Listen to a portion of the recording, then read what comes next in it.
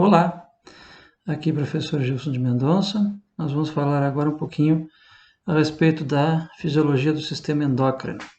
Nessa parte inicial, vamos falar algumas coisas sobre generalidades e características do sistema endócrino, assim como classificação dos hormônios. O sistema endócrino é um dos dois grandes sistemas reguladores do organismo. Ele, juntamente com o sistema nervoso, são os dois sistemas que permitem, além da regulação, a coordenação de todos os processos e todas as funções fisiológicas, integrando os diferentes sistemas e as diferentes regiões do corpo. Algumas das principais funções do sistema endócrino. Primeira que podemos citar a regulação do equilíbrio do sódio e da água. Existem hormônios, como por exemplo a aldosterona, como por exemplo o hormônio antidiurético, que participam da regulação e do equilíbrio desses dois elementos no organismo, sódio e água. Regulação e equilíbrio do cálcio e do fosfato. Nós temos, por exemplo, o hormônio, o parato-hormônio, ou também PTH, temos a calcitonina, que são hormônios que participam na regulação desses dois elementos minerais. Regulação do balanço energético, importante a função dos hormônios do pâncreas endócrino, né? Por exemplo, a insulina e o glucagon, regulando todo o metabolismo energético do organismo. Participação na coordenação das respostas ao estresse. O hormônio cortisol é conhecido como hormônio do estresse e é um hormônio que coordena as respostas de adaptação ao estresse, além das catecolaminas, que também são hormônios que participam nas respostas imediatas, nas reações de luta ou fuga, que os indivíduos podem desencadear em eventos de estresse.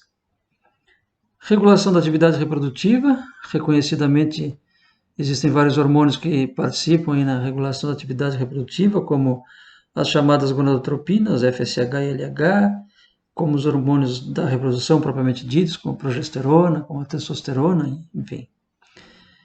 E, finalmente, mais uma função importante dos hormônios, a regulação do crescimento. O crescimento é uma fase da vida dos indivíduos em que normalmente todos passam, e então o hormônio do crescimento, as IGFs e vários outros hormônios participam aí na regulação dos eventos fisiológicos relacionados ao crescimento.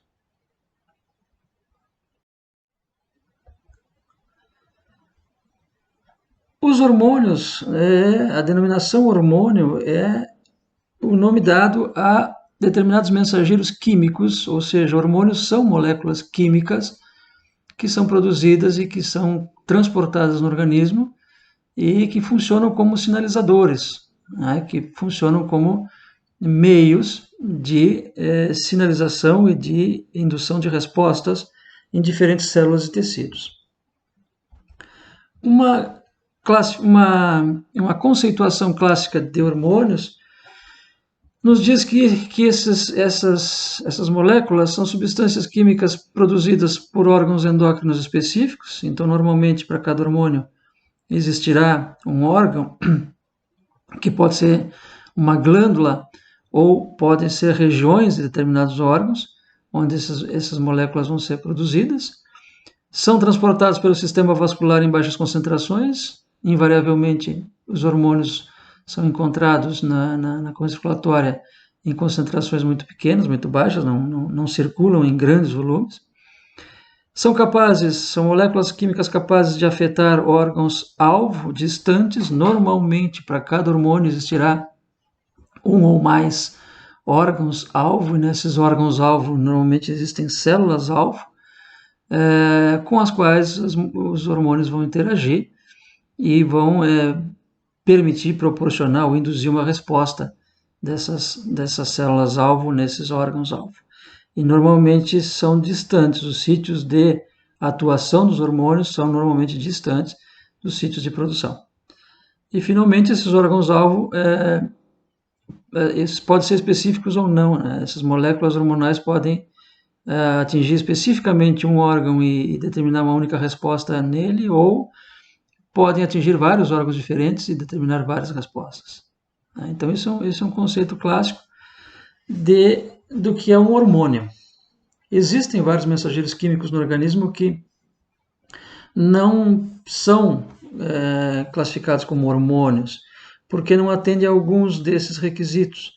Por exemplo, os neurotransmissores também são moléculas químicas, também são sinalizadores químicos, mas que normalmente eles são liberados no espaço extracelular, né, nas fendas sinápticas normalmente, e, portanto, não transportados na corrente circulatória, e as suas células-alvo não são distantes, né, são muito próximas, então, nesse caso, não são chamados de hormônios. Né? Então, existem outras moléculas que, embora sendo sinalizadores químicos do organismo, não são classificados como hormônios.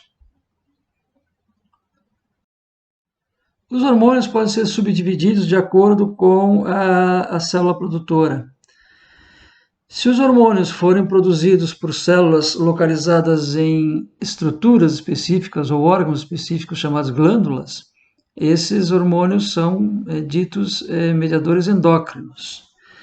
Porém, existem alguns hormônios que são produzidos por neurônios, especificamente por células nervosas.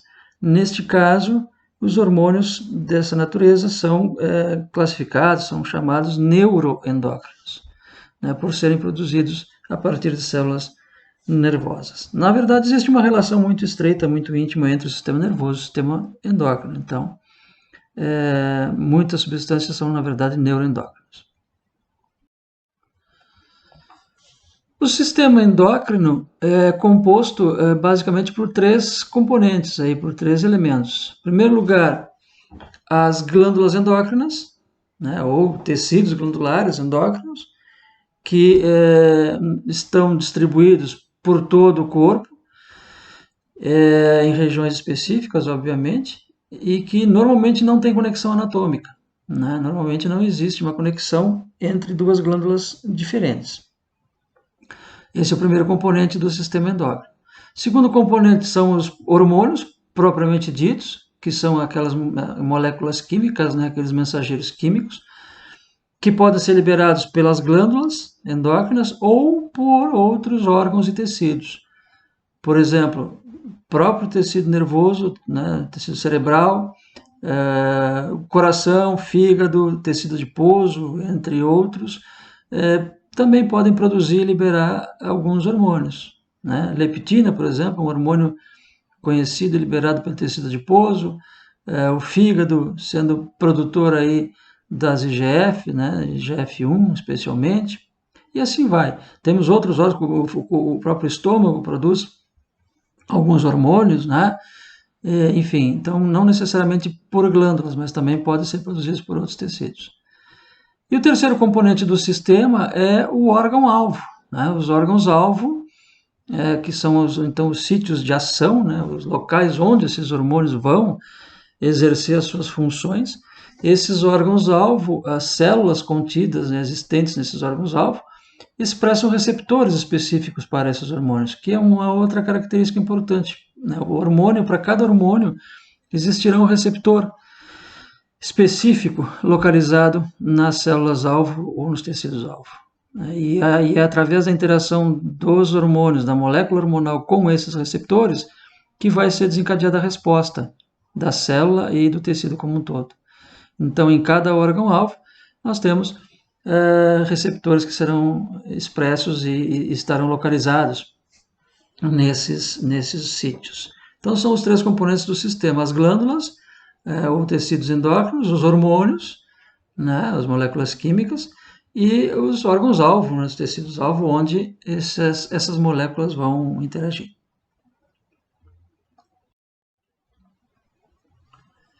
Os efeitos hormonais esperados no que diz respeito ao controle das funções orgânicas, esses efeitos eles podem se dar de três formas, basicamente, né? ou também chamadas três tipos de sinalização hormonal. A sinalização mais comum, digamos assim, é a sinalização endócrina, né? Ou seja, é aquele modelo, aquele tipo de sinalização em que o hormônio é produzido e liberado pela célula endócrina, né? Que pode ser uma glândula, por exemplo, estar localizada numa glândula.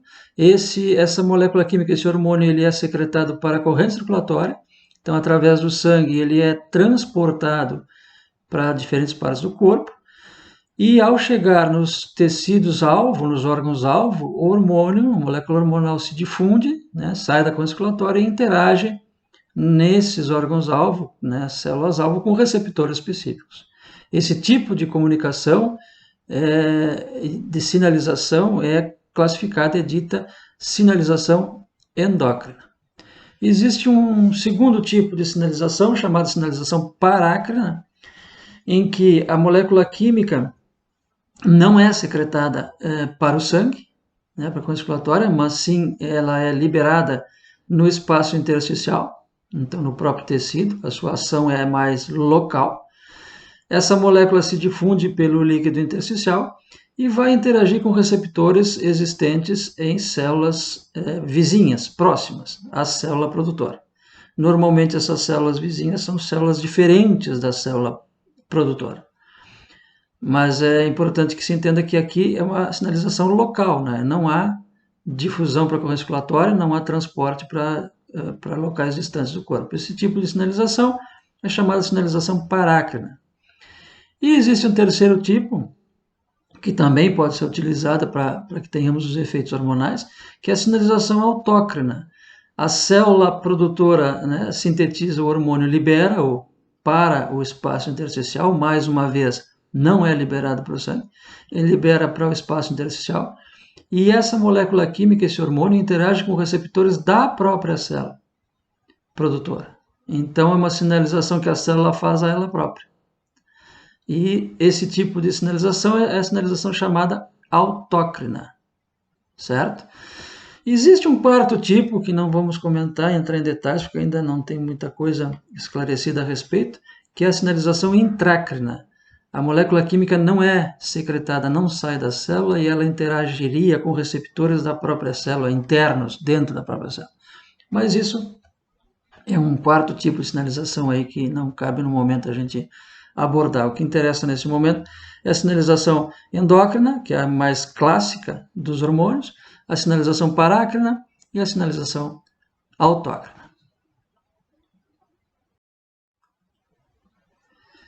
As chamadas glândulas endócrinas clássicas são essas que estão relacionadas nesse slide, né? Nós temos o hipotálamo e a hipófise. Hipotálamo é uma região do sistema nervoso central, base do cérebro. A hipófise é uma glândula associada ao hipotálamo. A hipófise, por sua vez, se subdivide em duas partes, anterior e posterior. Então, dependendo da parte que nós estiver falando, hormônios diferentes serão secretados. Depois nós temos tireoide e paratireoide, a glândula tireoide aí, né, e as paratireoides também localizadas na região da garganta, sobre a traqueia, e a tireoide produzindo aí os hormônios T3 e T4, que são os reguladores primários do metabolismo, né? E a glândula paratireoide que secreta o PTH, envolvido na regulação do cálcio e fósforo. Depois nós temos as glândulas suprarrenais, também conhecidas pelo nome de adrenais. As glândulas suprarrenais também têm duas regiões, né? Uma região mais externa chamada córtex, uma região mais interna chamada medula. Dependendo da região, hormônios diferentes serão secretados. As gônadas são as estruturas relacionadas à atividade reprodutiva e representam, no caso, né, são representadas pelos ovários no caso das fêmeas e pelos testículos no caso dos machos. E essas estruturas, essas gônadas também são locais de produção e secreção de hormônios. A placenta, em algumas espécies animais, ela é característica, né, do estado gestacional, de prenhese. Então, quando existir, é uma estrutura transitória, né, que ela pode não existir, e quando ela existir, ela é temporária, né, não fica no organismo. Mas a placenta, quando existente, também é um sítio de secreção de hormônios, durante a gestação, portanto. O pâncreas é um órgão que tem duas regiões, também a região endócrina e a exócrina. A região endócrina do pâncreas produz, né, hormônios importantes para o metabolismo energético, como a insulina. Além disso, nós temos células secretoras, produtoras e secretoras de hormônios em alguns outros órgãos. Por exemplo, nos rins nós temos células que secretam hormônio, especialmente eritropoetina. No trato gastrointestinal nós temos lá no estômago células que secretam gastrina, no intestino temos células que secretam colecistocinina e outros hormônios mais. Então existem outras, né, tecido adiposo secretando hormônio, enfim, tem outros locais, outras regiões e órgãos que apresentam na sua constituição histológica células que podem secretar hormônios também. A classificação dos hormônios de acordo com a estrutura química, né, das suas moléculas. O primeiro grupo são as proteínas e polipeptídeos. A maior parte dos hormônios produzidos no organismo são dessa categoria. Como se trata de proteínas e polipeptídeos, portanto, são sintetizados a partir de aminoácidos, através da união de vários aminoácidos livres que essas moléculas são formadas. São muito variáveis em tamanho, né? Podemos ter hormônios com algumas dezenas de aminoácidos e outros com algumas centenas de aminoácidos. Então, são moléculas que variam muito em termos de tamanho. E uma vez produzidas essas moléculas, elas ficam, num primeiro momento, armazenadas nas células secretoras em vesículas secretoras. O mecanismo, né, o processo de síntese do hormônio peptídico, ele sempre é o mesmo. Ou seja, é necessário que inicialmente haja a transcrição do DNA em RNA mensageiro, isso acontece em nível de núcleo, obviamente, né? Uma vez formado transcrito o RNA mensageiro, esse RNA mensageiro precisa ser traduzido nos ribossomos, né? Normalmente, então, no retículo endoplasmático rugoso ou em ribossomas livres na célula, nós temos a tradução do RNA mensageiro e aí a formação da primeira molécula, né, do primeiro polipeptídeo, ou, né, chamado pré-prohormônio. Essa primeira forma vai ser conduzida ao retículo endoplasmático da célula, onde vai sofrer um primeiro processo de transformação e vai formar uma molécula intermediária chamada pró-hormônio. Essas moléculas, esses pró-hormônios, vão, a partir do retículo endoplasmático, vão ser transportados ao aparelho de Golgi, e no aparelho de Golgi é onde sofrem as últimas transformações, né? E onde são armazenados, embalados, acondicionados nas vesículas secretoras, né? A partir do aparelho de Golgi, sim, aí nós temos o hormônio propriamente dito, né? A molécula hormonal propriamente dita, e ela vai ficar armazenada na célula em vesículas secretoras, até o momento em que seja necessária a sua liberação, quando então essas vesículas se fundem com a membrana da célula, se rompem no processo de exocitose, esses hormônios vão ser secretados. Esses hormônios proteicos e polipeptídeos, eles são de natureza hidrossolúvel, portanto, são transportados no sangue sem grandes dificuldades. Entretanto, eles não conseguem entrar nas células-alvo. Quando chegam nas células-alvo, em função da constituição bioquímica da membrana, né, da bicamada lipídica da membrana da célula, esses hormônios não conseguem penetrar na célula-alvo.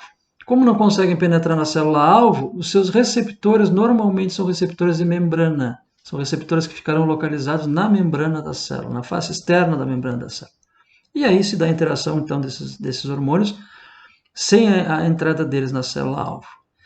Esses hormônios têm uma meia-vida muito curta, né? Normalmente alguns minutos, é variável, né? Pode variar aí de 4 a 40 minutos, no caso dos polipeptídicos, proteínas um pouco mais de 100 minutos, mas são minutos, né? A meia-vida deles é curta.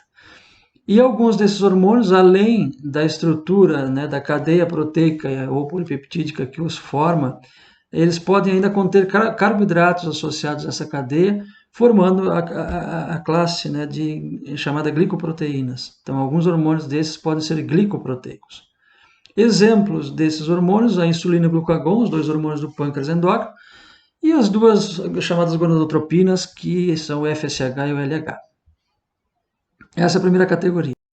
Segunda categoria, conforme a sua natureza bioquímica, são os esteroides. Os esteroides são hormônios todos derivados e sintetizados a partir do colesterol. O precursor básico desses hormônios é o colesterol.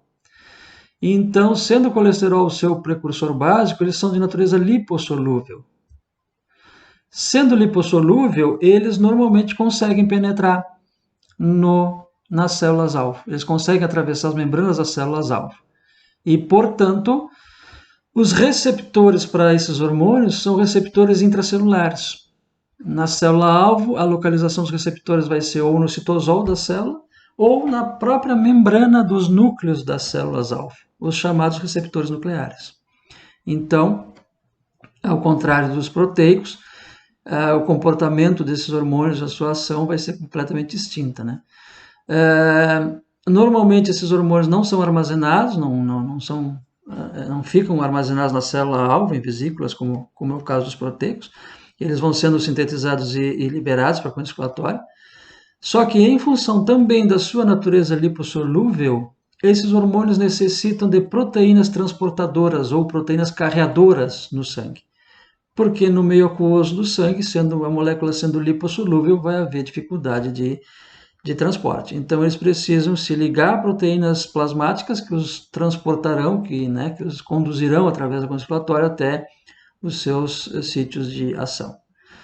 A meia-vida desses hormônios também é algo de alguns minutos, em torno de 40, variável também, mas em torno de 4 a 170 minutos mais ou menos, é o que é a meia-vida desses hormônios a partir da sua secreção pela célula endócrina.